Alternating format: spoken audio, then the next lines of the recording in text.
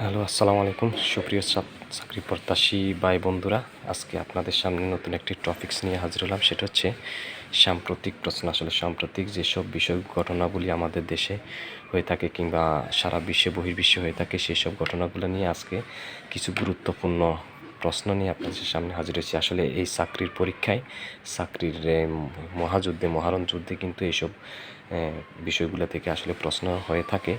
তো এরকম কিছু গুরুত্বপূর্ণ পরীক্ষায় আসার মতো কিছু গুরুত্বপূর্ণ প্রশ্ন আজকে আপনাদের সাথে আলোচনা করব। সেটা হচ্ছে যে, প্রথমে স্টারলিং ইন্টারনেট দক্ষিণ এশিয়ার কোন দেশে প্রথম কার্যক্রম শুরু করে? সেটা হচ্ছে ভুটান। দ্বিতীয় হচ্ছে, স্টারলিং ইন্টারনেট কিভাবে সরবরাহ করে? নিম্ন কক্ষপথে।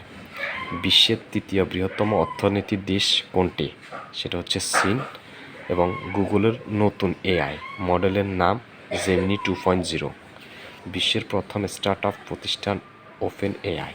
মার্কিন যুক্তরাষ্ট্রের নতুন প্রধানমন্ত্রীর নাম পিট হেগসেথ। 51তম G7 শীর্ষ সম্মেলন কবে এবং কোথায় অনুষ্ঠিত হবে? 15 থেকে 17 জুন 2025, কানাডার আলবার্ট কানান্সিসকে। ন্যাটোর সদর দপ্তর কোথায় অবস্থিত? এই প্রশ্নের উত্তরটা অবশ্যই আপনারা কমেন্ট বক্সে জানান দিবেন। আসসালামু আলাইকুম।